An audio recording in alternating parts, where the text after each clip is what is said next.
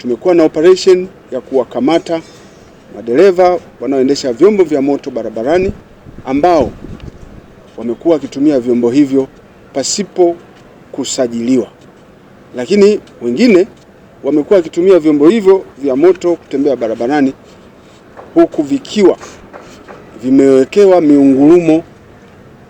ambayo haikuwepo katika uhalisia wake. Magari yanatembea yakiwa yanatoa miungurumo ya kutisha iliyotengenezwa kwa makusudi na watumiaji wa vyombo hivyo. Miungurumo hiyo inatokea kwenye exhaust pipe, hivyo kusababisha taharuki kubwa kwa watumiaji wengine wa barabara, lakini hivyo kusababisha taharuki kubwa kwa watu wengine ambao pia wanakaa au wanafanya shughuli zao karibu na gari ile au chombo kingine cha moto kinapopita kilichowekewa mifumo hiyo. Wengine wamekuwa wakijikuta katika hali ya kupata magonjwa mshtuko, lakini pia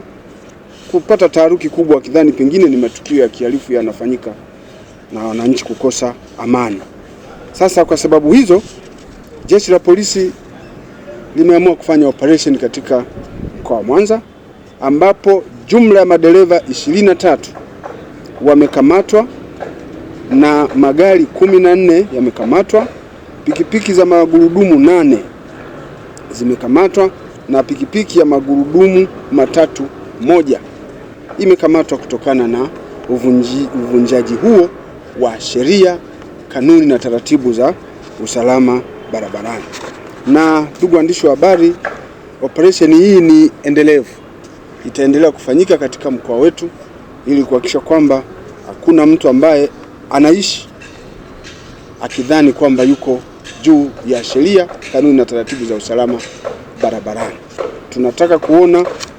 utulivu unaendelea kuwepo katika mkoa wetu na makundi yote yanayotumia barabara yaendelee kuitumia yakiwa salama bila kuletewa usumbufu wa aina yoyote. Ndugu waandishi wa habari, hata hivyo Jeshi la Polisi katika mkoa wa Mwanza linapenda kutoa shukrani za dhati kwa wananchi wote wa mkoa wa Mwanza ambao tumekuwa tukishirikiana nao tangu mwaka huu umeanza katika kuzuia na kudhibiti matukio ya uhalifu na matukio ya usalama ya ajali na matukio mengine ya kiusalama katika mkoa wetu.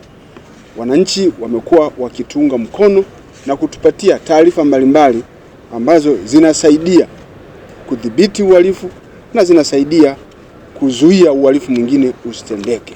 hivyo kufanya mkoa wa Mwanza kuendelea kuwa mkoa ambao uko salama, uko tulivu, uko